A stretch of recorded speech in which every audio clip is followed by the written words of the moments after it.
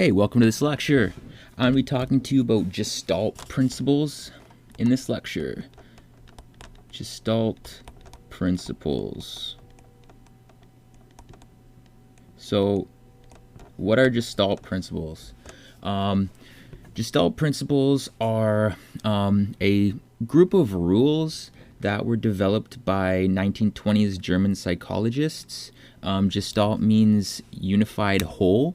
So this is all about how the human eye perceives separate objects and groups them, and makes the distinction of objects that are together and are part of like some kind of unified whole system, like whether it's some kind of social system or machine or belonging to a particular cause or something like that, just by our visual perceptions on like what things look like and how close they are together and stuff like that. So there's a whole bunch of different rules. I'm going to teach you about some of these in this lecture. Basically, they're going to help you when creating compositions, strong compositions, if you want to get across some kind of message. It's going to help you place your objects properly, and this is a really important thing to learn if you want to get into logo design. Okay, so Gestalt principles. The first one I'm going to talk about is similarity.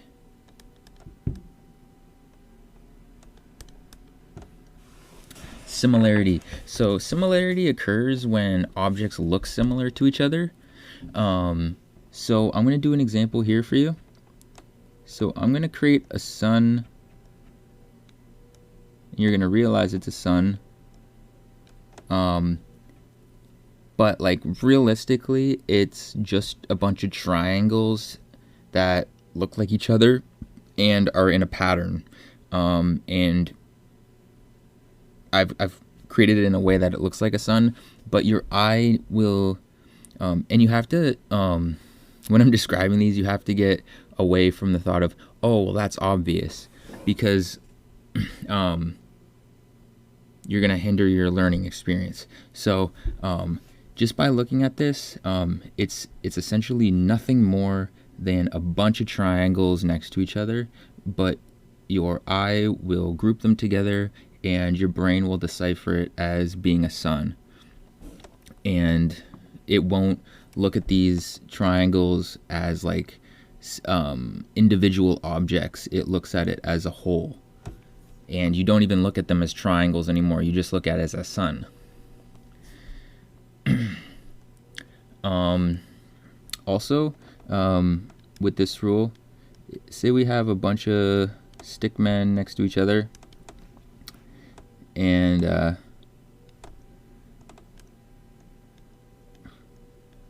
one guy's like jumping in the air. Our eyes will naturally distinguish this guy as being different and being of a focal point because he's different than all the rest of these guys who are just standing.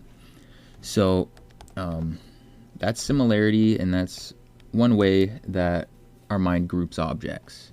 The second one I'm going to talk to you about is continuation.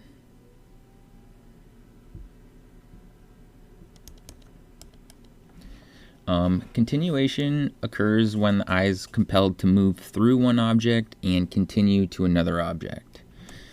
So, say we have a tree and we have like a wispy wind and a leaf. So your eye may look at the tree and then see that line and follow it along to the leaf. The third one I'm going to go over is closure. And that occurs when an object is incomplete. So like the shapes are not completely enclosed, and your eye will like naturally gather all these shapes together and fill in the missing parts. So you see this a lot with logos. One example I'm going to draw out quickly for you is that panda. It's not going to look exactly like it, but it's a very popular logo. And I'm sure you've seen it. Right, okay. So there's this panda. I can't remember the exact name of the organization. I think it's WWF, World Wildlife Foundation. Correct me if I'm wrong. Okay. But, and you can see why this is really important for logo design. So our eye naturally does not see really these missing parts here. And it just sees like this giant blob of black, but we intuitively know how to close that shape and group it all together.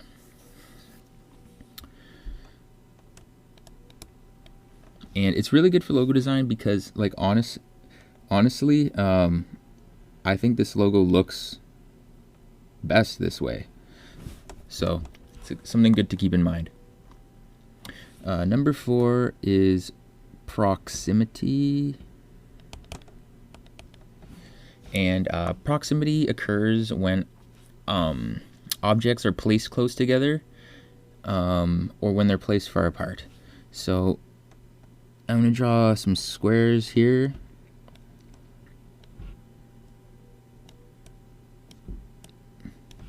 And then I'll draw some squares here.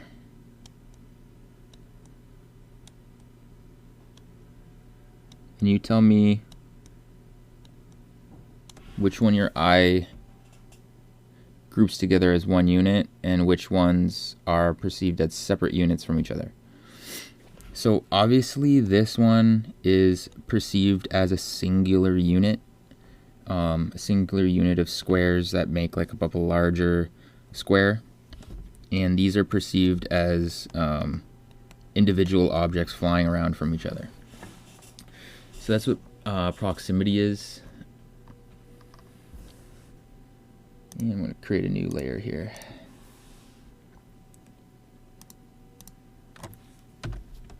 Okay, rule 5. This is going to be figure and ground.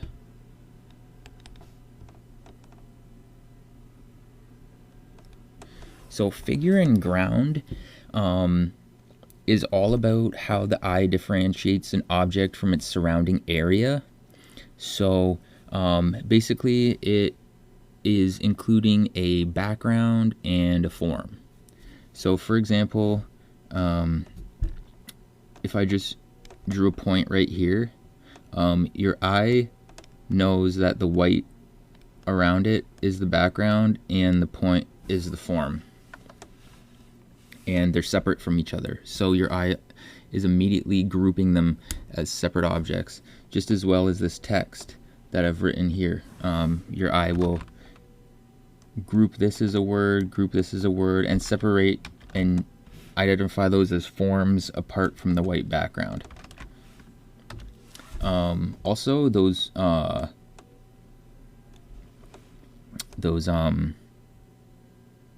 optical illusions that you might see, like with the two faces, right? Your eyes bouncing between which is the form and which is the background, and it's trying to group those things. And with these, it really plays tricks on your mind. But that's essentially Gestalt principles in action. And there's all kinds of those optical illusions. There's a million of them.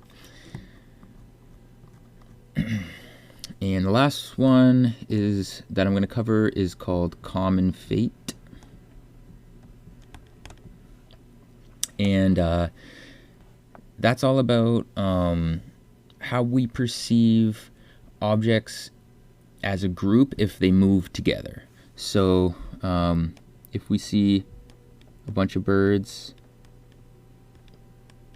right, flocking in one direction, and then some over here flying in a different direction, we'll immediately group these as separate things. And this kind of applies less to just images and more to like real life. Like if you saw like a trail of ants going around and they're going in one direction, you would assume that they're part of the same colony, kind of thing.